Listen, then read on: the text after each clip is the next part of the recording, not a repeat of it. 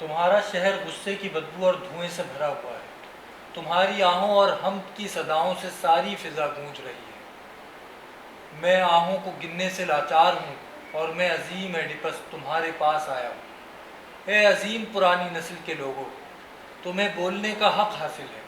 तुम खौफ ज़दा और उदास क्यों खड़े हो? अपना मददगार जानकर मुझसे बात करो, कोई शर्म महसूस न करो।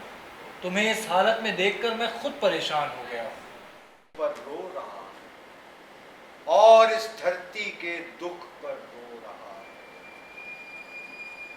साउंड